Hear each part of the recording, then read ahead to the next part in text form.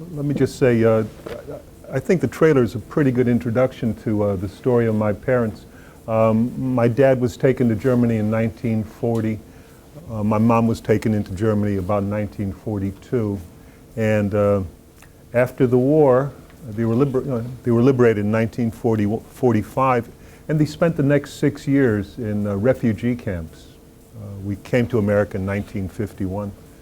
I'm going to read a poem about my mom and about the day she was captured by the Germans. The poem's called "My Mother Was 19."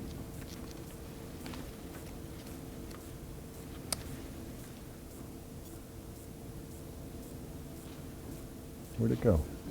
Oh. Sorry. My mother was 19. Soldiers from nowhere came to my mother's farm, killed her sister's baby with their heels, shot my grandmother too. One time in the neck, and then for kicks in the face lots of times. They saw my mother. They didn't care she was a virgin, dressed in a blue dress with tiny white flowers. Raped her so she couldn't stand up, couldn't lie down, couldn't talk. They broke her teeth when they shoved the dress in her mouth. If they had a camera, they would have taken her picture and sent it to her. That's the kind of men they were. Let me tell you, God doesn't give you any favors. He doesn't say, now you've seen this bad thing, but tomorrow you'll see this good thing, and when you see it, you'll be smiling. That's bullshit. And I always like to say that bullshit was one of the first words my mother learned in English when she came here as a refugee. And for me, it is a very powerful word because it represents so much to me about the person she was and the way she looked at so many things. I had no idea which poem John would read to start off. Uh-oh. No, but that, because, I'm just wondering, God seems to come up a lot in the context of your parents, but I'm not so sure, in having read the book, I'm not so sure I see the poet's voice in there at all, in terms of God. Did you want to talk about that a little? Well, my parents had very different attitudes toward God.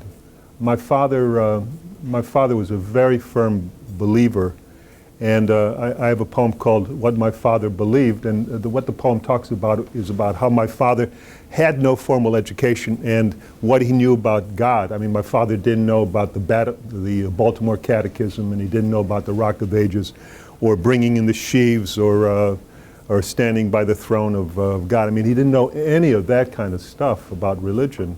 But what he knew about religion was what he heard in church, and also about what he saw in the camps. And so he had a. I often felt it was a child's sense of God. When I was a kid and I would do something wrong, he would say, he would say, "Baby Jesus wouldn't like that," and that's the kind of faith he had. My mother, on the other hand, was very different. My mother, as I say, bullshit was her favorite word. When my mom was dying, I asked her if she wanted me to have a priest there. Both my parents had been raised Roman Catholic, and I asked her if she wanted to have a priest, and she said to me, she said, "No priest has ever come back from heaven to tell us what's there." And she wouldn't have a priest with her. Where do I stand? You really want to know?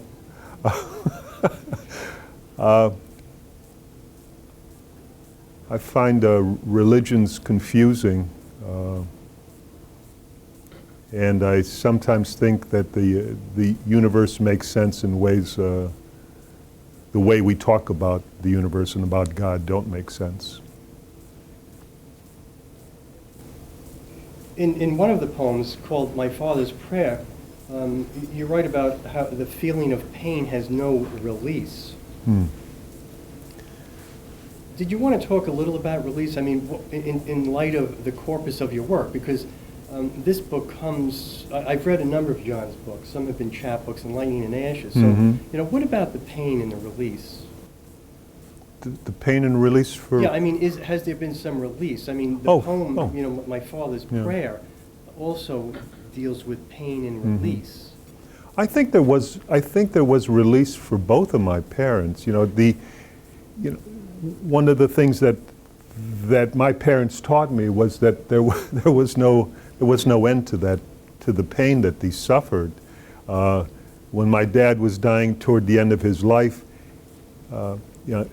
so much of his experiences in the concentration camps came back to him, and he was frightened that the doctors were going to take him and put him in an oven and burn him. That the doctors were Nazi guards. He thought my mother and my sister and myself had come there to help the Nazis and put him in the prison, put him in the oven. And it was the same for my mom. I mean, the pain just doesn't go away. 40 years, 50 years after the war, my parents are still talking. We're still talking about that, still reliving that stuff. My father had these terrible, terrible nightmares all his life. And when I was a kid, he was still living at home. The nightmares would wake him up.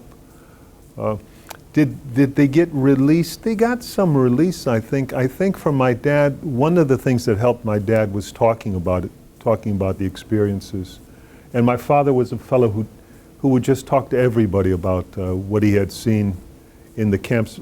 I grew up in the city of Chicago, in a neighborhood that was predominantly Polish, and a lot of the people who lived in that area had been in the camps. There were Jewish people from the camps living on my block. There were Polish people from the camps. There were Ukrainians. I mean, there was just a real mix of people who had been in the camps. And people would have conversations.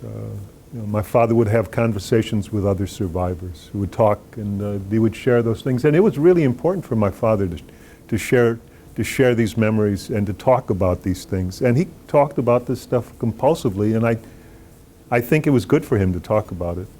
My mother, her response to all of this, to all of the terrible things that had happened to her, her response was to close herself off. And she became a person who found it really difficult to share any of her experiences. And I think in part that was her fear of burdening my sister and me with her experiences. But I think they found some release. I think toward the end of my life, toward the end of my mother's life, my mother started talking more and more about her experiences. And I think that really helped her. And she became conscious, aware of the fact that I was writing about all of this stuff that they had experienced. And I sometimes felt that she and I were doing collaborations. I would go visit her and she would say, take out your legal pad and write this down. I've got a story I want to tell you. And I would write things down. She would read the earlier poems I read about poems that were largely based on my father's telling of his story. And my mother would read these poems and she would say, oh, no, let me tell you about what it was that I experienced and how it was different from what your dad said. And I think also from my mother, more so than from my dad, my mother became aware that I was doing presentations like this, talking to people, and it became important for her to know that people were hearing her story, and not only her story. She used to say, tell them that there were other people there besides your father and me in these camps. But it was important for her to know that people were hearing stories about what had happened during the war, and that she felt somehow that she was contributing to those stories being told. So I think those were the sort of releases they found. Yeah. Did I answer your question? Yes, you answered the question. In kind of a related question, in one of the poems, it's called Later in the Promised Land, your mother seems to express a fear of love. Yeah. Is your work somehow, I mean, the poetry and the prose, I mean, is that some working out of that fear? Ask me the question again. In this particular poem, Yeah. Later in the Promised Land, your mother seems to express a fear of love. Yeah. And since your father and your mother, a lot of their feelings are channeled through you, I'm wondering if your work is some way of trying to overcome that kind of fear. Yeah, I think what my mother felt. Let me read the poem that you referred to. Okay. Yeah. Do you have a page Later number? In the Promised Land. Do you have a page number for that? No, but I can help you find it. Thank you. Thank you. Thank you. Later in the Promised Land. Here it is, 57. Yeah. Later in the Promised Land. And this is about after we came to America. My mother took her deaths hard and quiet.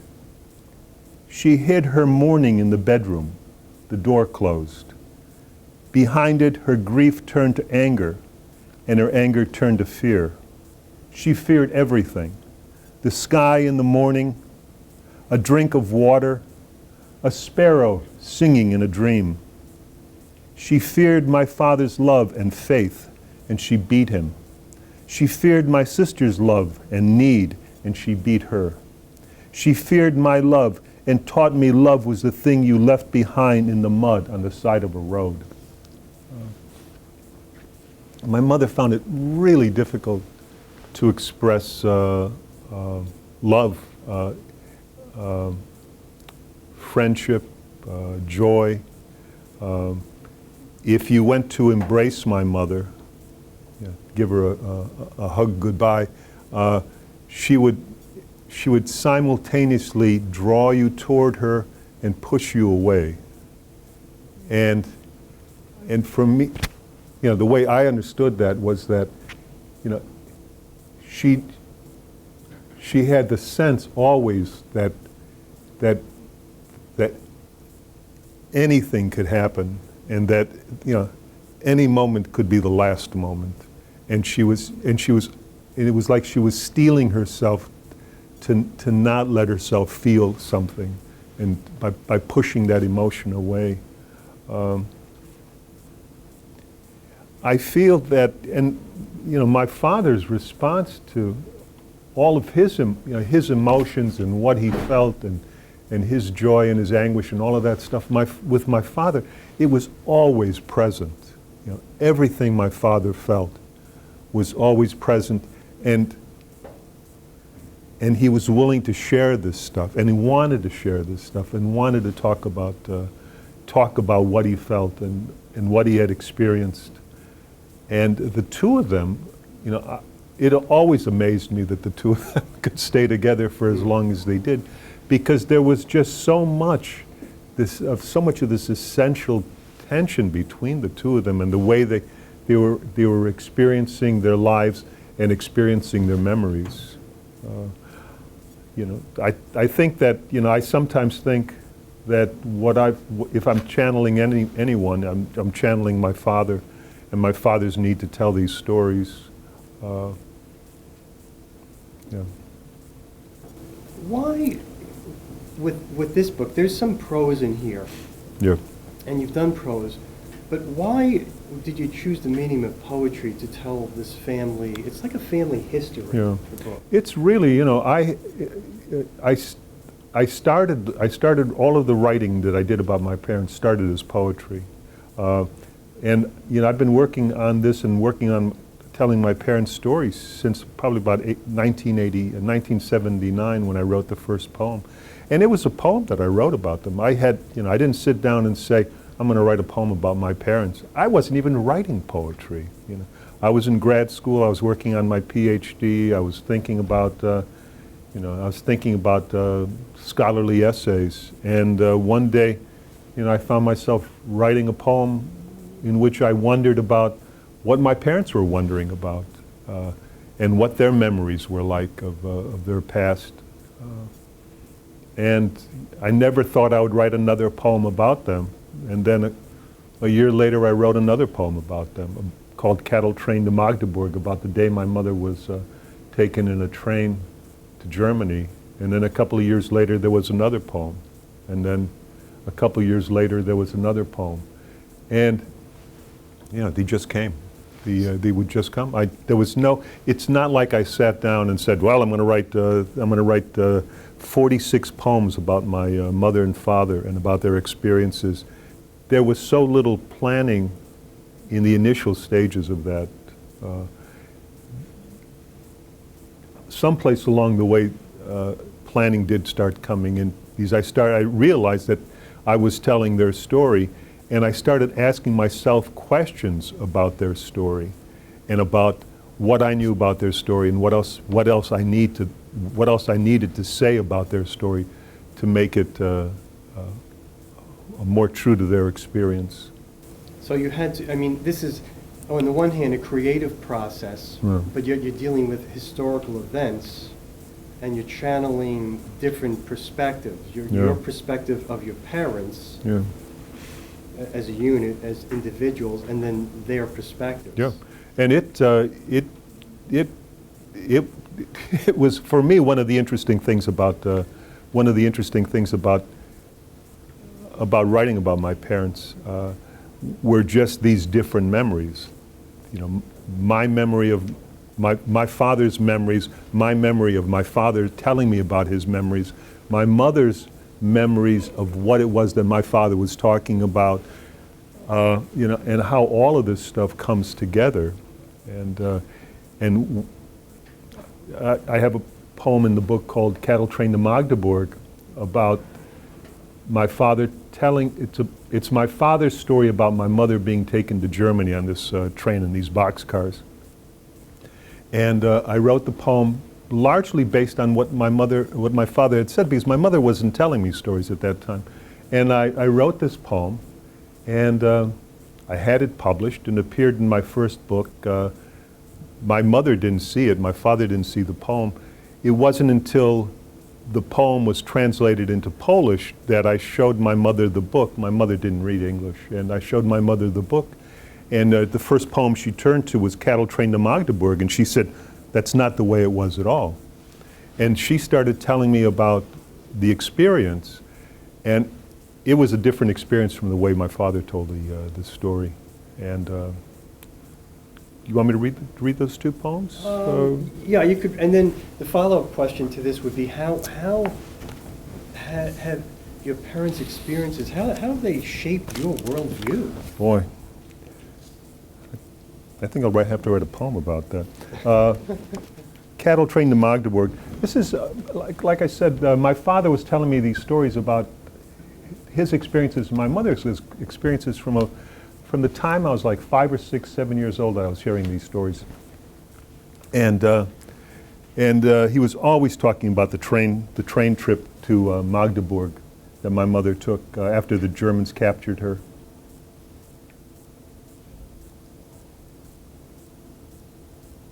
Where the heck did it go? Oh, here it is. Cattle Train to Magdeburg. My mother still remembers the long train to Magdeburg, the boxcars bleached gray by Baltic winters, the rivers and the cities she had never seen before and would never see again, the sacred Vistula, the smoke-haunted ruins of Warsaw, the river Warta, where horse flesh met steel and fell, the leather fists of pale boys her own age, perhaps 17, perhaps 19, but different, convinced of their godhood by the cross they wore, different from the one she knew in Lvov. The long twilight journey to Magdeburg, 4 days that became 6 years, 6 years that became 60 years, and always a train of boxcars bleached to Baltic gray. As I said, my mother opened up the Polish version of my poems, and she turned to that poem and she said, "That's not the way it was." And what I did immediately was I grabbed a legal pad and started writing down what she was telling me.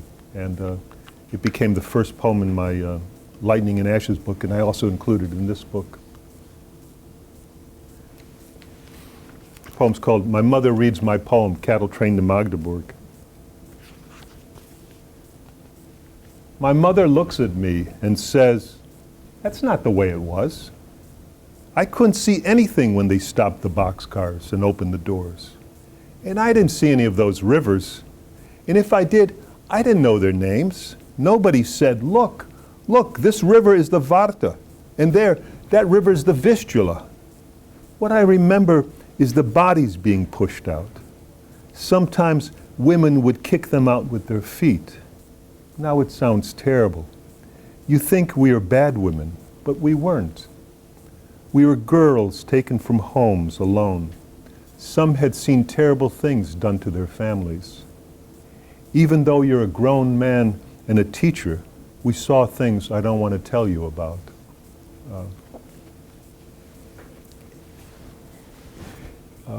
So their experiences, how did their experiences shape your worldview? Well, you know, I think one of the most profound effects on me was that I didn't want to have anything to do with their worldview.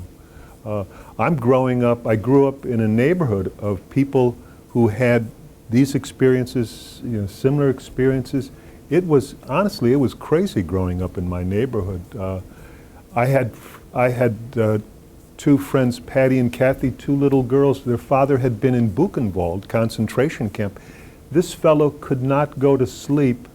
He could not go to sleep if somebody else was in the house with him.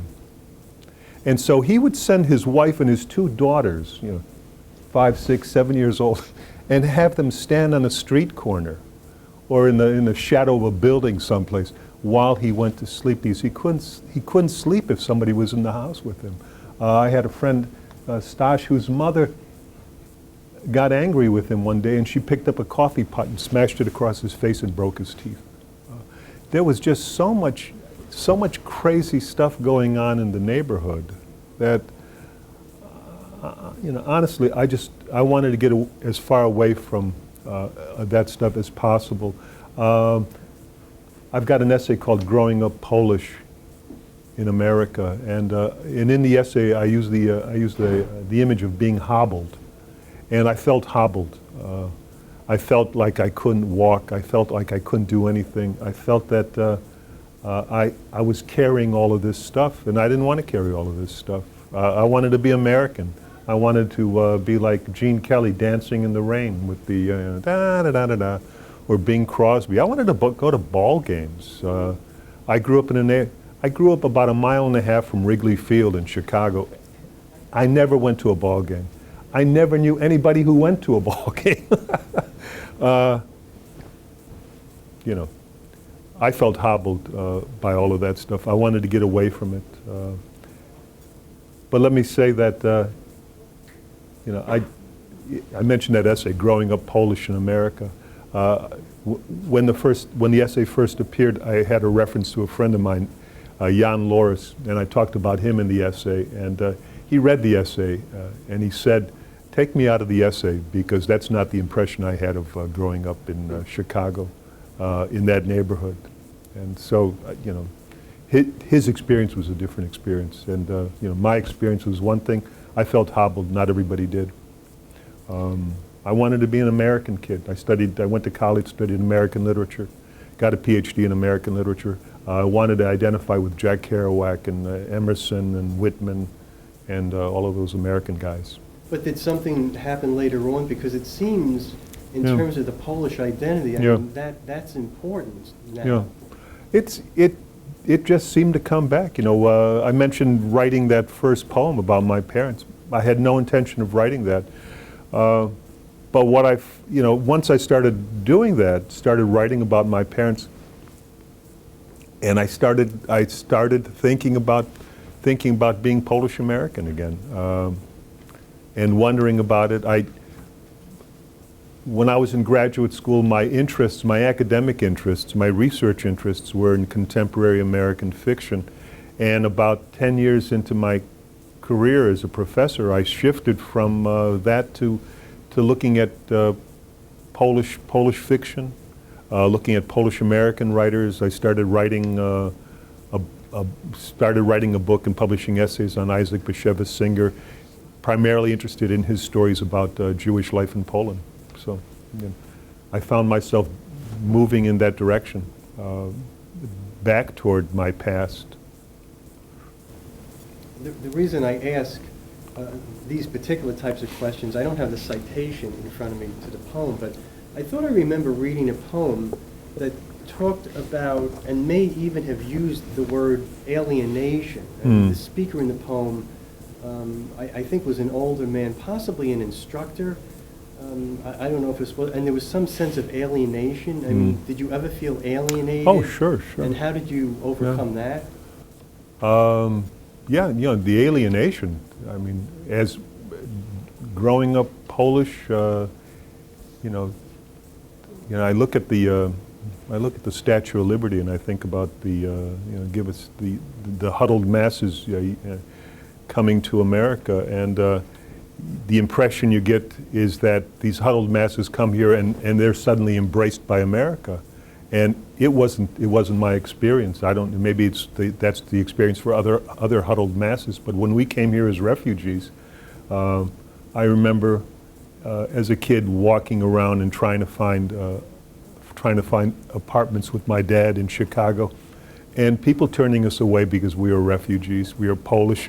People were afraid of refugees when I was a kid, and that kept on for a long time. As I was growing up in Chicago, we were officially displaced persons, DPs, and it was a curse to be called a DP by somebody.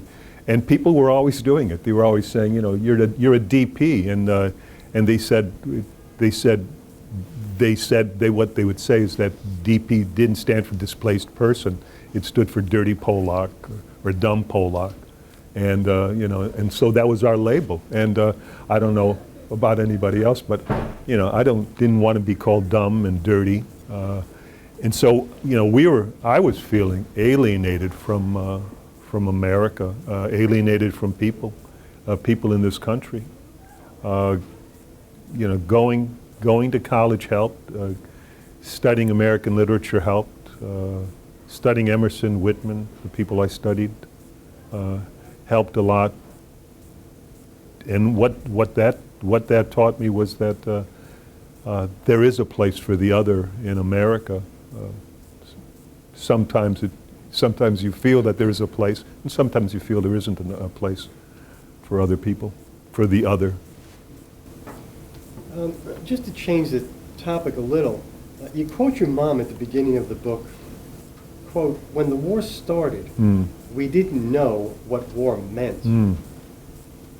Is this book a means of addressing that statement? Oh. And do you know what war means now? I don't know, I'm not sure what I've done for the last, for the last 20, 30 years. I've been writing about my parents and their experiences in the war. For the last 10 years of my teaching, one of the courses I taught was war stories.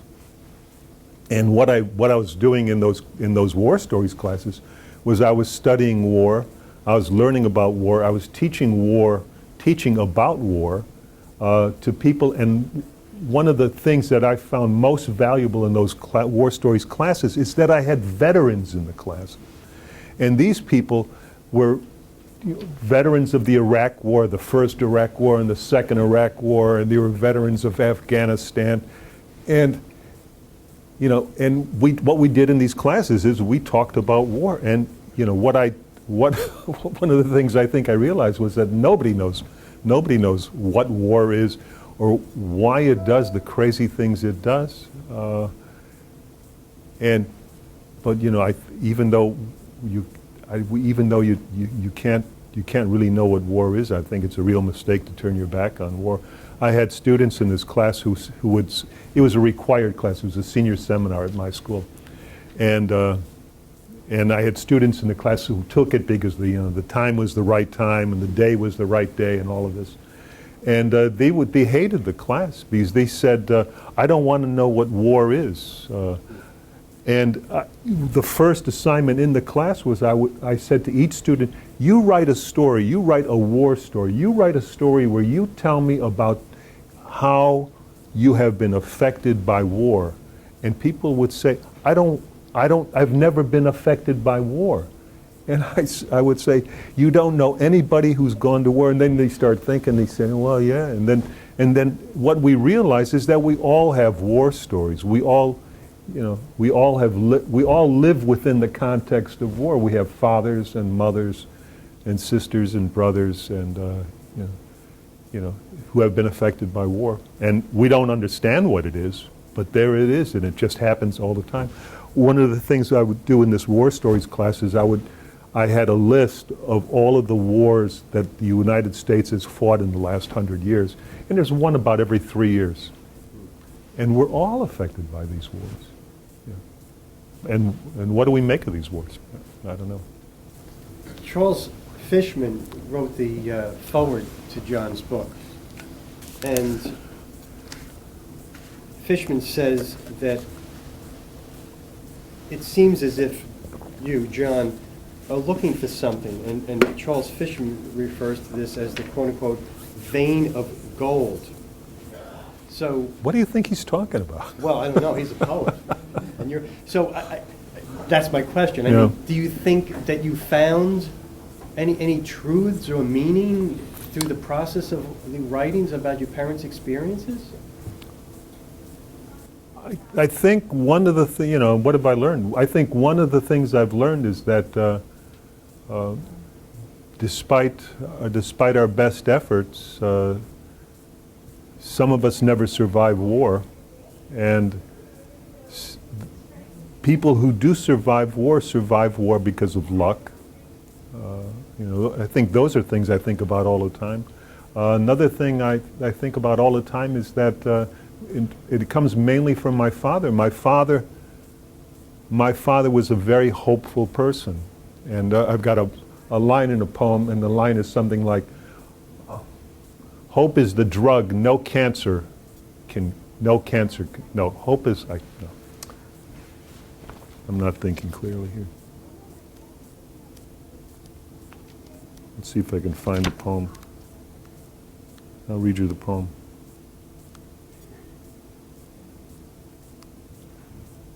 Okay. It's one of the lessons I've learned from my dad. It's called My Father Dying. His death, like all death, is hard. There's no peace in the darkness. His right eye, the one that sees, is looking for someone to comfort him. He knows his mother is dead, but he whispers for her still, the way he did as a boy, crying at her deathbed. In his Polish, the word is 3 long, pleading syllables, mamusha. The second syllable is stressed. The third falls off into silence. Just yesterday, he talked a little, asked for water, smiled when I gave him some. But today, he can only call for his mother. Hope is the cancer no drug can cure. That sense of hope that my father had, and my mother too, despite all of that stuff. I mean, my mother had some kind of hope, some kind of optimism, even despite her sense that everything is bullshit, and that that men are worthless and God is worthless, and God gives angels sorrows. God gives angels sorrows that they cannot bear. She still felt that there was some kind of optimism, some kind of reason for being hopeful. I've got a poem called My Mother's Optimism, and it's about my mother's cancer.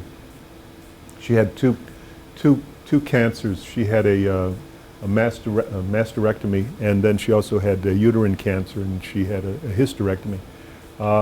And you know, her response to those things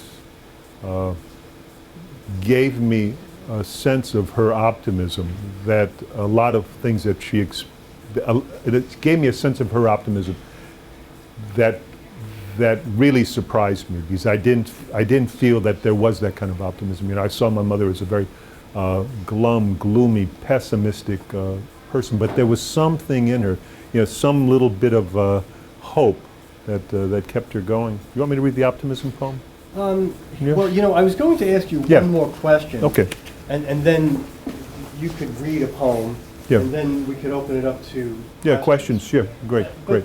But the last question I have for you is, I was wondering if you could tell us why you think, I'm assuming you do think this as a writer, why do you think your work is timely and urgent?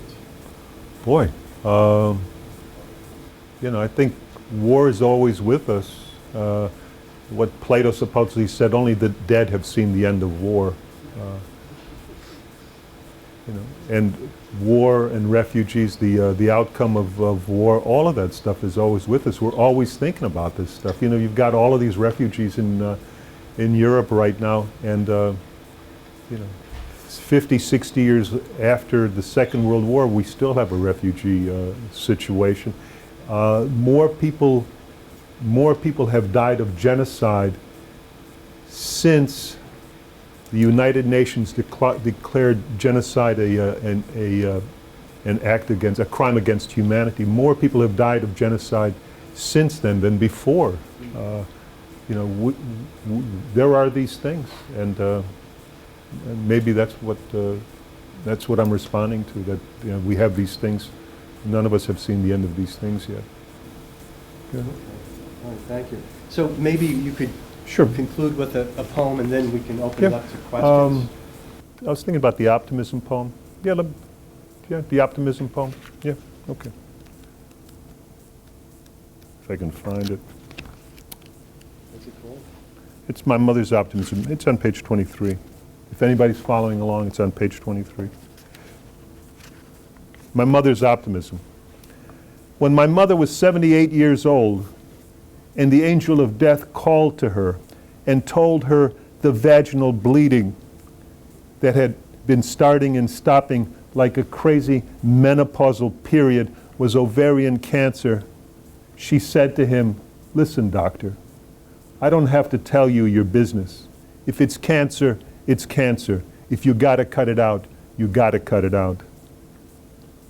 After surgery, in the convalescent home, among the old men crying for their mothers and the silent roommates waiting for death, my mother called me over to see her wound. Stapled and stitched 14 raw inches from below her breasts to below her navel. And when I said, "Mom, I don't want to see it," she said, "Johnny, don't be such a baby." 6 months later, at the end of her chemo, my mother knows why the old men cry. A few wiry strands of hair on her head, her hands so weak she couldn't hold a cup, her legs swollen and blotched with blue lesions. She says, "I'll get better." After his chemo, Pauline's second husband had 10 more years. He was playing golf and breaking down doors when he died of a heart attack at 90. Then my mother's eyes lock on mine and she says, "You know, optimism is a crazy man's mother." And then she laughs. Optimism is a crazy man's mother. Okay, great. That's great. Thank you. As I say, it was, you know, I was hearing these stories really early on. I think I was probably in my early teens when I realized what it was they were talking about. You know, they were always talking about the war, and people would come over to the house, friends of theirs who had also been in the camps, and they talked about the war, and I just, you know, it was just the war. I would turn on the TV set and watch John Wayne in the sands of Iwo Jima, or watch Audie Murphy I can't remember the title of his movie, but it was a movie about the war, and it was just all the war, and I didn't, I was seeing the war in those sorts of terms as something heroic and something that was just common to everybody. But the real cost of that and the real experience of that war for my parents, it hit me much later. And from my father, when I was a kid, my father would say, terrible things happened to me, but it's nothing like what happened to your mother. And he never explained that. And it wasn't only until toward the end of her life when she started talking about, the absolute brutality of what she experienced over and over and over again. I've got a poem called "The Day I Was Born," and in the poem I talk about these German guards offering my mother a piece of bread for fellatio, and my mother, in another poem, beats. My mother talks about how she would tell the guards that she had typhus, cholera. She would tell the guards she had VD, anything so that they wouldn't rape her.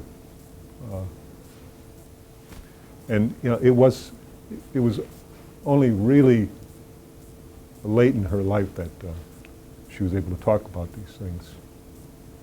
The question was if I was an only child. I had a sister. She was 2 years older. She is 2 years older than I am.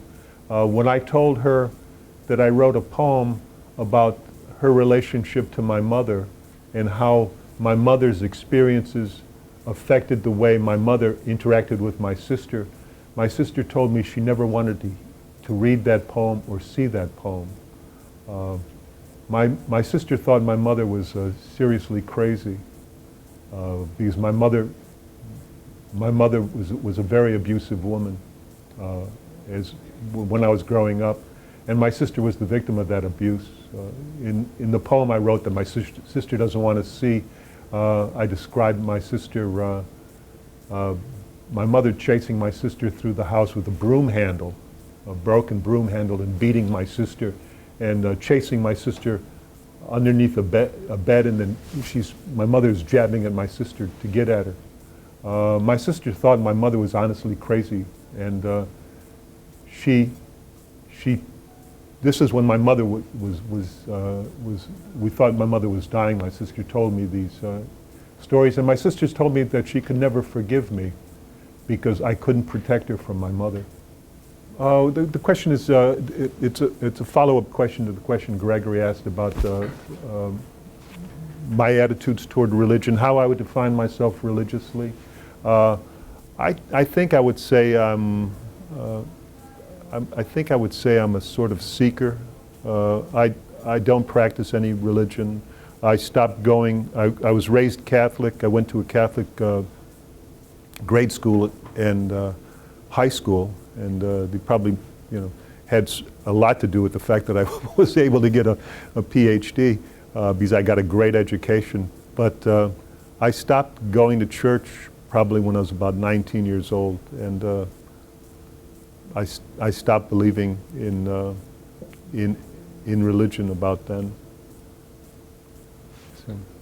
So, I'm still interested in religion. I read about religion. I write about religion. I've written a series of poems about Buddhism.